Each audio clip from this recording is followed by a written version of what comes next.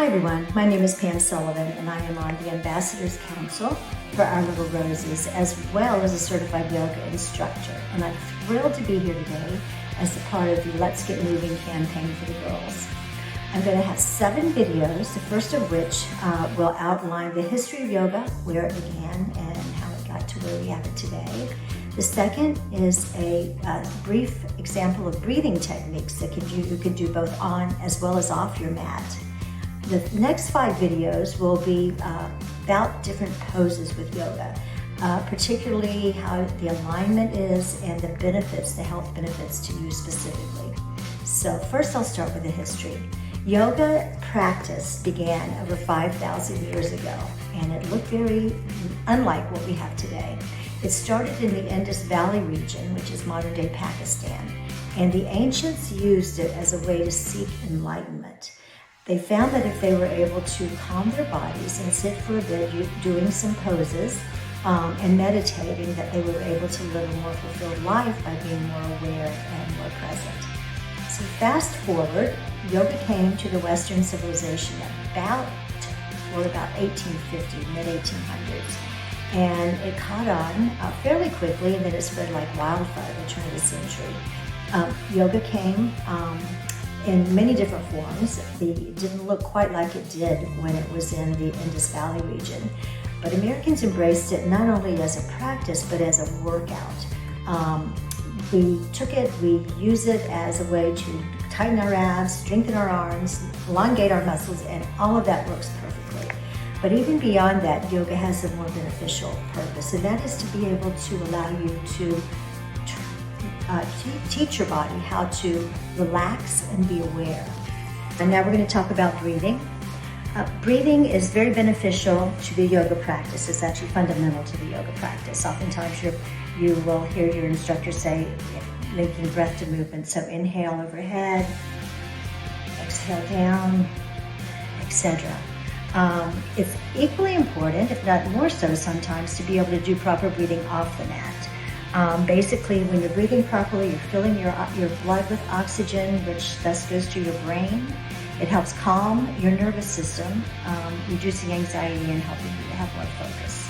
So 2 types of breathing I'm going to talk about today. One is basic breathing, and it's just a matter of breathing, but doing it properly. You can either do in through your nose, out through your nose, or in through your nose, out through your mouth, if you're trying to release some heat from your body. So let's try this a couple times. Gently close your eyes. On an inhale, fill your belly all the way to your chest. And then exhale completely. Let's do that one more time. Inhale. And exhale. When you do that, fill it up. Hold it if you can. And then exhale everything out. So the second kind of breathing I'm going to talk about is alternate nostril breathing. And this is a great way, primarily off your mat. If you need to relax, you're giving a speech, you've got something stressing you, you can step away and do a couple minutes of this. It will make a difference.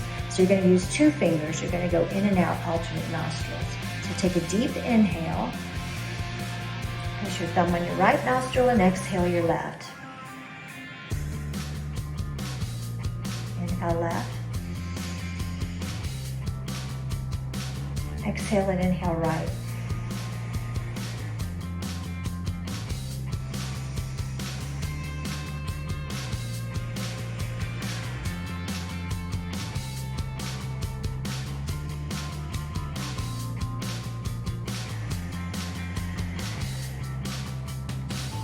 So that's how we breathe.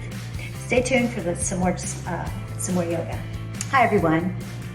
I'm going to chat with you today about the first yoga pose I'm going to show you, which is probably the most popular. It's called the downward dog, or downward facing dog, or down dog. So what this pose will do, it decompresses your spine, it stretches your hamstrings, strengthens your arms, and flushes your brain with oxygen because you're going to be in an inverted position. So probably one of the most popular poses, and also has the most benefit of most poses. So to do so, you're going to start on your hands and knees. And then on an inhale, you're going to tuck your toes and lift your hips to the sky, while at the same time pushing back with your arms. And if you'd like, while you're in this pose, you can alternate your toes back and forth to give additional stretch. But just doing this alone, without even the benefit of a full practice, is very, very healthy. Hello, yoga friends. The next pose is going to be a child's pose. Most of you have heard of it. Some of you may have done it. But it's a very restorative pose, and it's a good home base if you are doing a yoga practice and you just need a break. I would just slip into a child's pose, take a couple of breaths there, and you're good as new to go on. My husband actually does this. He'd love that I'm telling you this, but he does this every night before bed. He finds it very relaxing. So the benefits of a child's pose, beyond just being restorative completely, it will relax your neck and your back, and it relieves any hip strain you may have. So it's a fairly easy pose, and I'm going to show you how to do it from a down dog, but you don't need to. You can actually just do it from kneeling. You can either just push back into a child's pose, or if you're in a downward dog, just drop your knees and sit your hips back. And then stretch out your arms. I'm going to move so you can see my arms. Stretch your arms out and rest your head on the mat. And just sitting like that, taking a few deep breaths, it's just very restorative. You can either have your legs out, your knees out, like this on the mat, or you can actually just fold them right under you and sit back on your heels in a child's pose. So again, very basic pose, very beneficial, and just a good relaxation. Hi yoga buddies, time for pose number 3, the bridge pose. It's on your mat, it's a mat-based pose. We'll get into a couple standing poses in a moment. The bridge pose is very good for your spine in several ways. Not only does doing it regularly stimulate your spine and make it more flexible, it will also give it strength. So it's a good thing to do somewhat regularly just to strengthen your spine and create more flexibility. It's also a good hip opener, front of the hip opener primarily. And believe it or not, it stimulates your thyroid. And I'll show you how in just a moment. So those are the benefits. Now let me show you how to do a bridge pose. You start by lying on your back, flat down, with the heels of your feet down. Let me show you. My screen's not that wide. You're going to keep your knees bent like that. And lying flat on the ground, palms of your hands on the ground. On an inhale, you're going to push through your feet and lift your hips to the sky, hence the bridge pose. And you can stay like this for a few seconds. If you can also grasp your hands underneath your bridge pose, and that helps as a shoulder opener as well. So you're welcome to stay in this pose, or maybe do it a few times up and down, just to give the flexibility for the spine. So lower and lift, lower and lift. And then come back to the ground, and that is our bridge pose. Now we're going to get on our feet and do a couple of standing poses. Hi yoga pals, time for pose number 4, which is our chair pose. So the benefits of a chair pose are it tones your legs from top to bottom. It also strengthens your hips, your back, your calves, and your ankles. So it's a complete lower body workout, basically. And it also stimulates your heart. So you're going to be opening your chest, and as you do the pose, it will actually stimulate your heart muscles and also stimulate your abdominals. So let's start by standing. Just come to the mat, stand, plant your feet under your hips, your shoulders over your hips, and you're just in a comfortable position. And then on an inhale, you're going to sit your hips back, just sitting down, much like you're sitting on a stool, hence the chair pose.